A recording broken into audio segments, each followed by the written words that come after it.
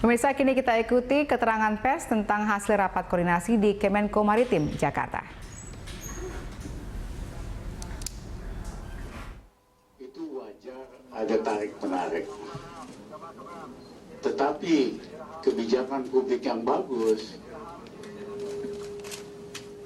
itu seharusnya mengakomodasi kepentingan negara, mengakomodasi kepentingan publik atau rakyat, dan yang ketiga tentu mengakomodasi juga kepentingan swasta bisnis.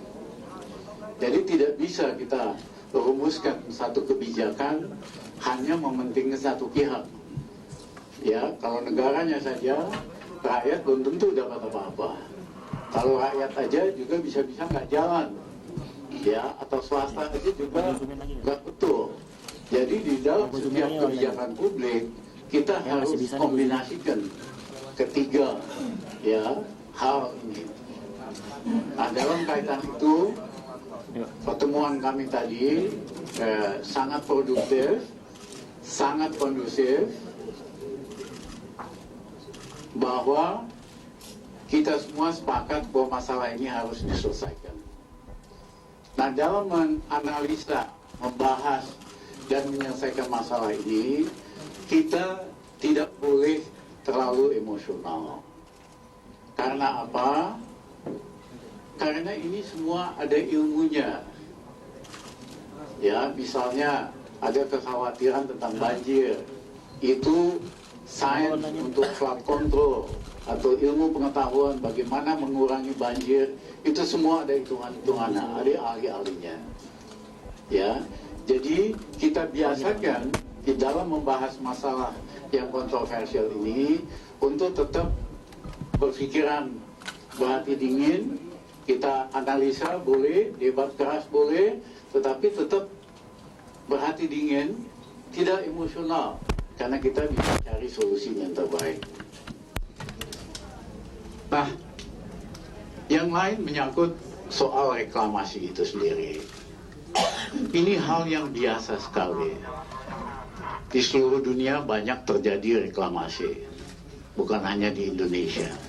Yang penting reklamasinya itu tadi memenuhi tiga objektif tadi: kepentingan negara, kepentingan rakyat, dan kepentingan dari segi bisnis lah, supaya tiga-tiganya ada sinergi. Nah, kalau ada risiko-risiko menyangkut lingkungan hidup, menyangkut risiko daripada banjir dan sebagainya, diselesaikan secara teknis. Nah, dalam kaitan itu, kalau boleh kami simpulkan, tadi kesimpulannya begini: reklamasi merupakan salah satu pilihan lah di dalam pembangunan, bisa tanpa atau dengan reklamasi. Memang ada manfaatnya, tapi juga ada risikonya. Manfaatnya saya kira sudah jelas, risikonya kita harus kurangi sekecil mungkin. Yang ketiga, memang ada bolong-bolong di dalam peraturan dan undang-undang.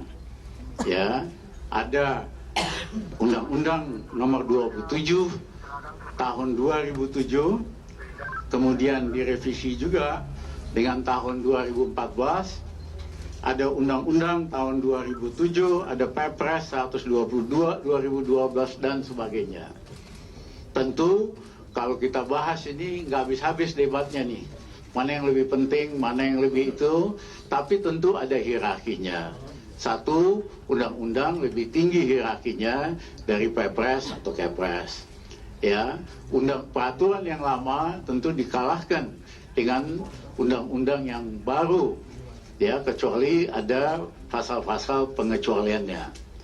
Nah, dalam kaitan itu, agar semua objektif ini bisa dicapai, kami meminta untuk sementara kita hentikan moratorium pembangunan proyek reklamasi Teluk Jakarta sampai semua persyaratan undang-undang dan peraturan dipenuhi.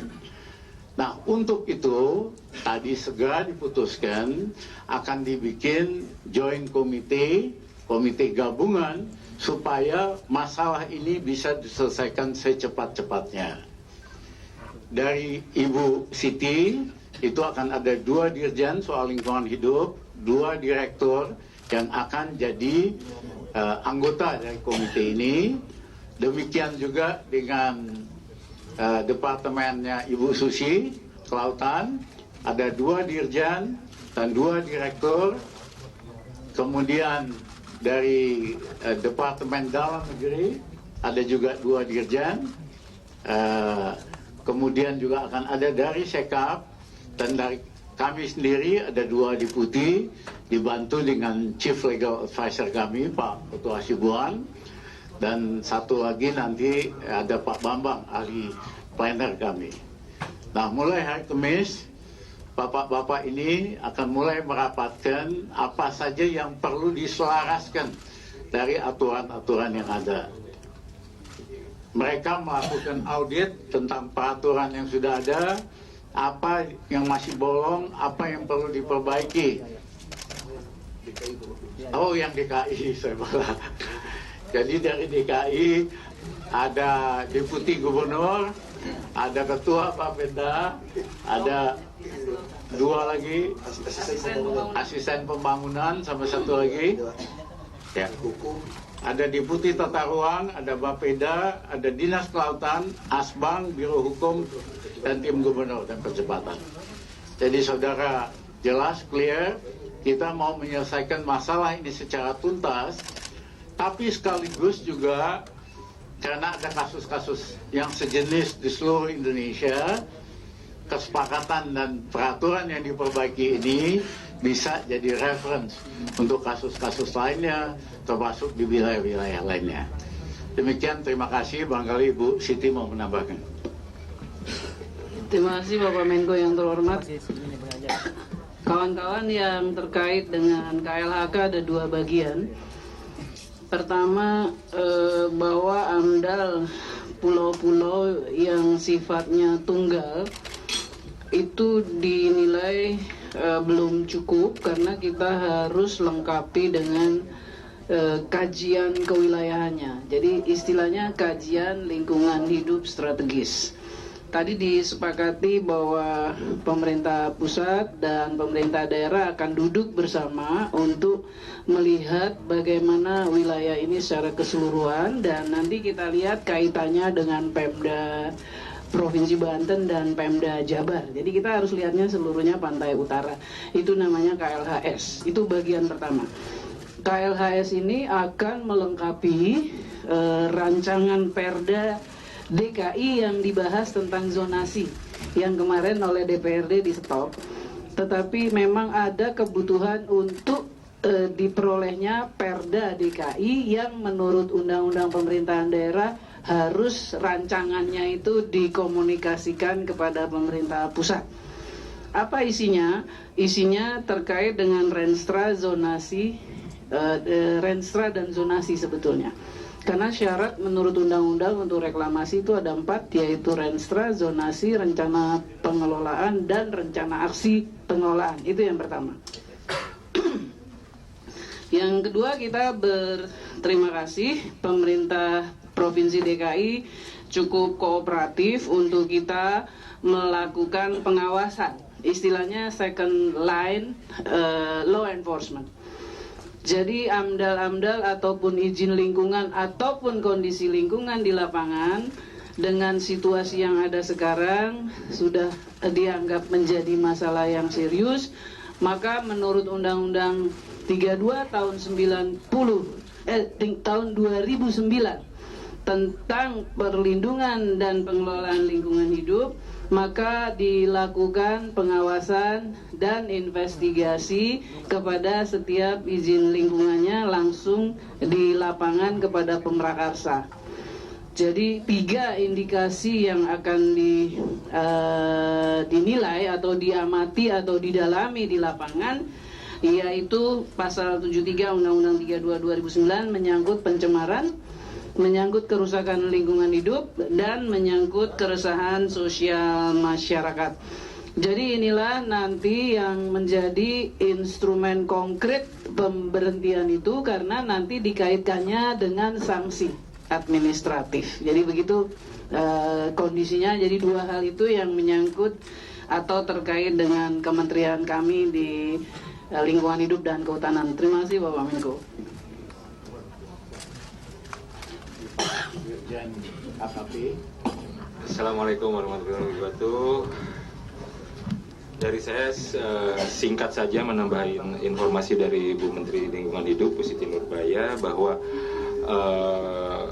KKP berpendirian bahwa rekomendasi dari Menteri Kelautan Perikanan itu penting. Yang kedua adalah harus ada rencana zonasi juga untuk wilayah pesisir dan pulau-pulau kecil. Itu yang harus dijalankan, dan terima kasih akhirnya kita bisa duduk bersama. Terima kasih Pak Menteri untuk bisa melakukan itu dalam satu komite kecil untuk segera menyelesaikan masalah-masalah.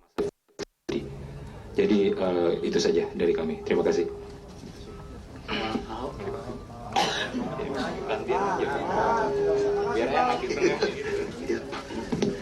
Dan saya cuma mengucapkan terima kasih kepada Pak Menko, juga Menteri Kehutanan Lingkungan Hidup, juga dari Menteri KKP Kelautan Perikanan, diwakili Pak Dirjen Pak Tio.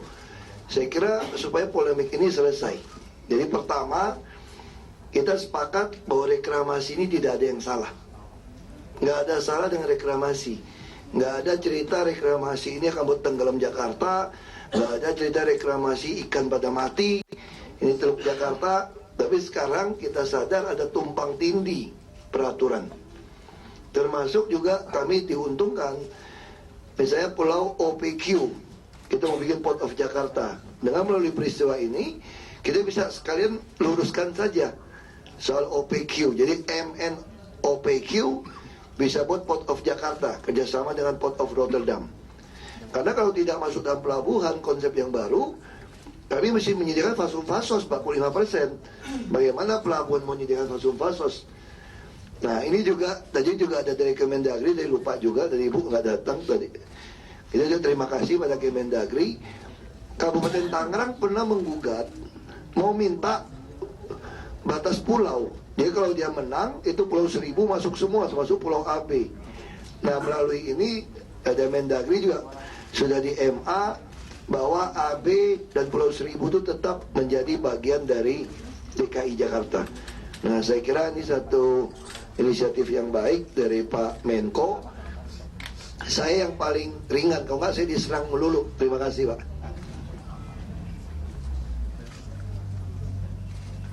Jadi demikianlah saudara-saudara kesimpulan tadi. Kita ingin selesaikan masalah ini sebaik mungkin.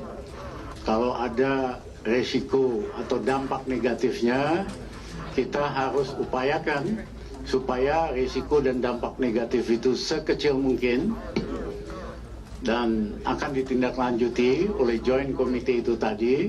Nanti juga dari kantornya Pak Yonan juga akan ikut, ya, sehingga bisa tuntas menyangkut reklamasi di beberapa. Ya, pemirsa, telah kita saksikan bersama keterangan pers dari kantor Kemenko Maritim mengenai reklamasi Jakarta.